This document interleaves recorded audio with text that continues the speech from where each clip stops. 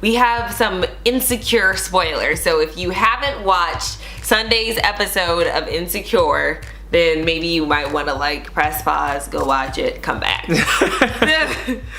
back though, because we're gonna talk about some things. So Issa was wildin'. Like, I mean, it was she lost her mind for a second. For a second, for an entire episode. The whole episode was cringe-worthy. So for let me catch you guys up to speed. She started, you know, she and Lawrence broke up, and then she was with Daniel for a hot minute, and then she had to move out and be on her own. Then she met hot ass Nathan. Nathan is fire. Like, he's just like, He's got a swag to him. He has like so much swag. Like, I mean, I met him. Really, babe? Yes. Are you getting hot and bothered over here? Yeah, like I thought, I was like, oh, this is a problem. Like, I knew, like, oh, there's nothing. And like, they did their first little date. It was an impromptu situation. They had tacos. Tacos are like the best food ever. They had tacos. They were like skinny dipping, which is like ideal for me. You know, the breaking and entering, not great, but whatever. You know, we're just gonna overlook it. Then they ended up going back to her place. They shared a kiss, and like that was it. He was like, okay, well, you know, I better go, which I felt like was respectful, right? Because any other man's like, okay, I'm gonna get it in. Most definitely. He didn't do it. So I was like, oh, I like him. Like, I'm into it. So then fast forward to Coachella, and they hadn't really talked, and then it was like fast forward to Coachella, and he's like, hey, I'm at Coachella, you at Coachella. They end up having sex in a Ferris wheel, which I'm just like, yes. So Coachella happens. Then they like start hanging out in real life, right? They resume real life together. Issa wants to start some block party. She's breaking out on her entrepreneurial venture. He believes in her. Like, he goes with her to the registrar office. They're not hot and heavy, but they've got like a cool thing going on. And they're in bed one day, and he's like, how do you know if it's real? And then she's like, I mean, it feels pretty real to me. And like, she wasn't even sweating him or anything. Like, she wasn't trying to make it more than what it was, nothing. And he was like, yeah, me too. So then from there, she tells her friends, like, yeah, like, I'm feeling this dude, blah, blah, blah. Then he straight up disappears. Like, he's gone. Where is he? He's not responding to any text messages. Like, he's not responding to calls. And they had this comfortable thing going, and then all of a sudden he's just He ghosted. And we don't know if he really ghosted, because there was an investigation. Because the way they first met the first time was he got in a fight in her Lyft. She's a Lyft driver in the season, and they got in a fight. So anyway, that's the point I wanted to get to. He ghosted her. Now, do you think ghosting is typically that serious? You're like, I mean, really involved in one another's lives, and then that person's just out? Oh yeah, it definitely happens. Is that serious? Oh, cats definitely ghost. Because what happens is, it's like you're enjoying the moment of everything. You're enjoying the fun. I'm speaking from a man's perspective. You meet a woman, you like her, you have a good vibe going, things are good, and then they start getting a little more serious than you may have originally anticipated. But because you like them, you keep it going, and then it gets real, and then there's some cats that are like, oh, yo, I wasn't ready for this. Like, I don't want a relationship. I'm enjoying. But then why ghost? Because I feel like at that point, like, you have a rapport with the person. You can just say, like, correct, listen, like, this is cool, but like, it's getting a little more serious. But let's be honest. How many of us, men and women included, but let's just speak to men, are willing to have that conversation of saying, hey, you know what? I really like you, but I'm not looking for anything serious. It takes a mature person to have that conversation. I would argue a lot of us are not there. So it's easier to ghost than to hit you with a, okay, this is getting too serious. I don't want to necessarily hurt your feelings, or I just don't want to have the conversation. But it's more hurtful to disappear without saying why. I'm not disagreeing with you. I'm speaking from a male's perspective that a lot of us, and it's not right, but it's easier to just ghost and walk away than it is to sit there and have this conversation. And here's the thing. And especially because she didn't say like, oh, I want to be your boyfriend, or I want you to be my boyfriend. But that's the thing, is she wasn't sweating him at all. Like, she really wasn't. He's the one who was like, how do you know if it's real? Like he's the one who kind of put that little bug in her. And then it's not like she got like super attached from there. Like, it was still just cool. Like, she lost her mind when he ghosted. That's when she was like, I know, but I know for a fact it happens. Like, I've discussed it with men, but it's a bad habit, and I'm it's sure an accurate portrayal. Women, I was like, but let's be real here. Yeah. Women do the exact same thing, and then you'll have the individuals, men and women, who got their red receipts on, And you're like, so you're gonna read my text and you're not responding? That's just petty. I don't like that. It is. I know I saw this, so just respond. Yeah, like let's just be like, you know what, this isn't working. I'd rather you be harsh but clear about this ending than leave it open-ended and confusing. Like, that's just like, wait, what? I mean, at some point you realize you've been ghosted and you're like, okay, so this person doesn't want anything to do with me, but then you have questions. You're like, well, was it me or was it something else? Like, did you move? Are you alive? Is everything okay? So definitely. It makes it 10 times worse. It makes it 10 times worse to just ghost, because then you have way more to deal with. I understand all that. Yeah. I'm just explaining the action. It's like, okay, honestly, what I feel like is he felt a connection with Issa. I genuinely think he did. But then it was like, you know what? I don't think I'm really looking for a relationship, so I'm out.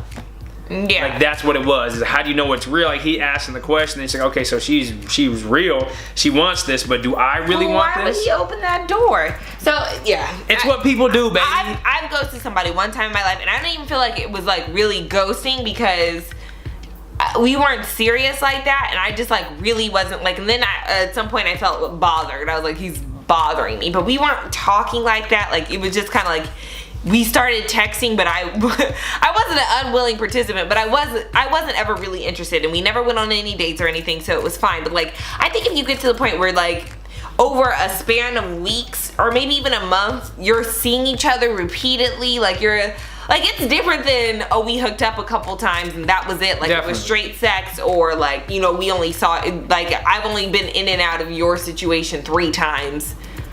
Even then, I don't really think it's acceptable, but fine. But this was different, so I'm not okay with it. So, but if we're being honest, if you look at how it played out, it's not like they went on dates. Like, really, if you think about the structure of the relationship, they met in the lift. He was a lift. No, hold on. Let's think about it.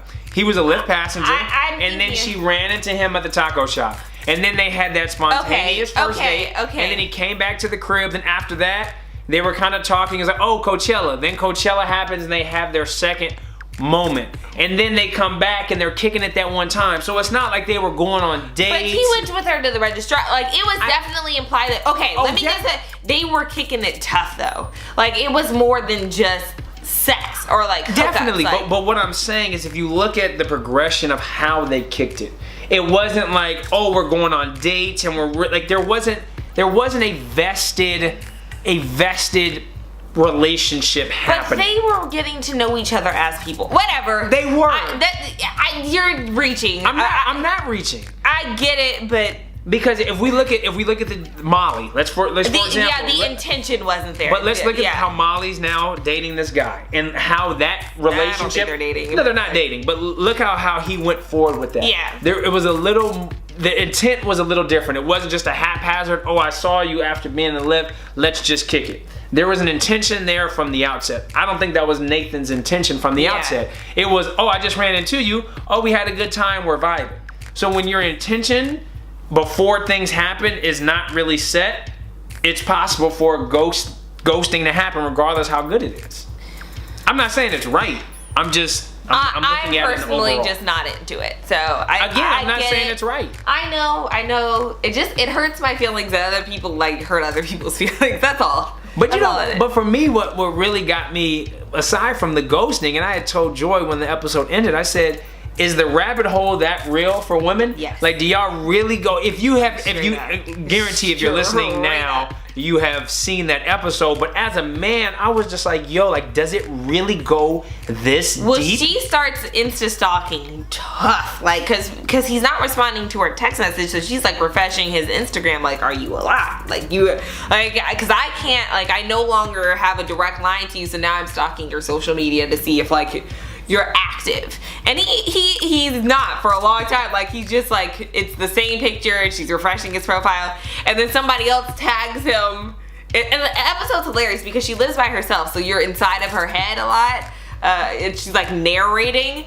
And so somebody tags him in a haircut. She's like, oh, so you cutting hair and stuff, but you can't answer a text message. Like, but I think that's what got me. It wasn't the Insta stalking. I think that's understood in today's world. Like, you're gonna go on social media and see if they're still actively living their life. Yeah. Because we have access to. But it was like the internal conversations that you hear Issa having. Yes. I was like, yo, it is that deep. When women like men, it is very much like it's a big chunk of what we think about. For like, I don't know, I don't think men have this as much. Like, you guys feel like, yeah, like, oh, I've got this girl in my mind, but then you're like, oh, I'm watching this game, or I'm doing this thing. Like when you have, and especially if it's unrequited, right? Like it becomes like some kind of obsession. Like, it's really annoying. I'm not saying it's right, and I'm not saying all women, but I will say that most women have experienced this. And yes, as you get older and you get more mature,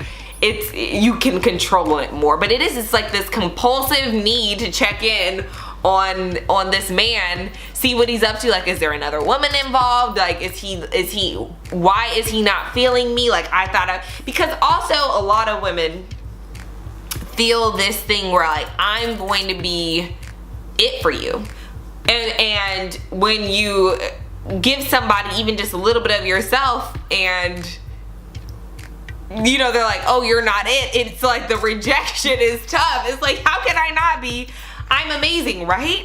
Like, it's that thing. And they talked about it even in the wind down, and Issa was saying, like, you want to know, like, is it something you did? Am I not enough? And that's why we preach self-love so tough on this show, because, you know, when you're looking for outside validation, men have it too, but it's like in sex.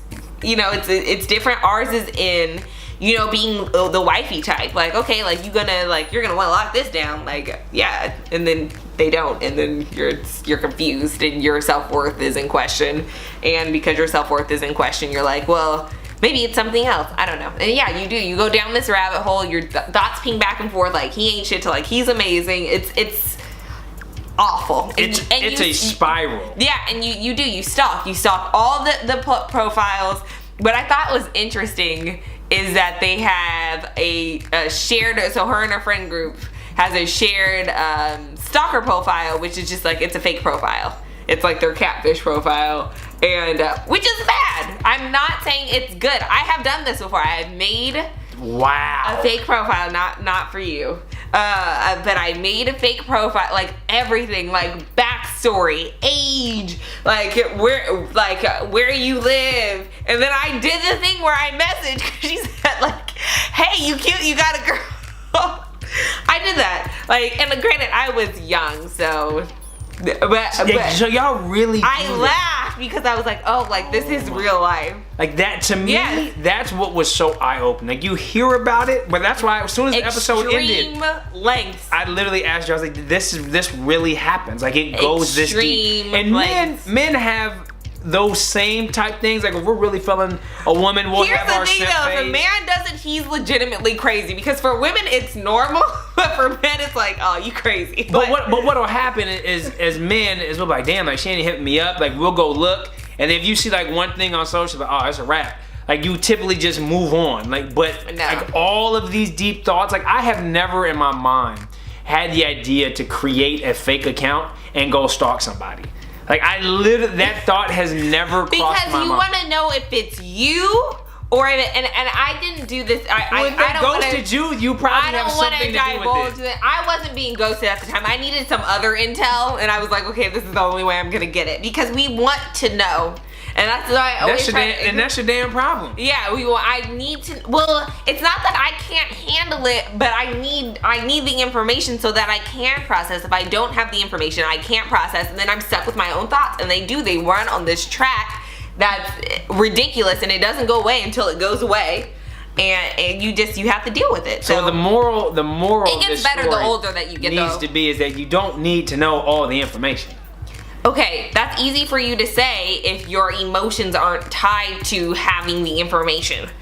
If you're fine regardless, then it's cool. But if you're emotionally invested and you're like, if I just knew this, then I could release it, have some closure, move forward. When people don't have closure, This is a human condition. When you don't have closure, you're not cool most of the time. For sure. So, but the problem is that most people aren't going to just willingly give you closure. Definitely. So the part and that's why I said it's easier to ghost. Yeah. So part of being an adult, right? Part of being a mature person is recognizing that and getting closure for yourself and then moving forward. But again, that's a muscle. Maturity is a muscle, all right? You got to exercise that.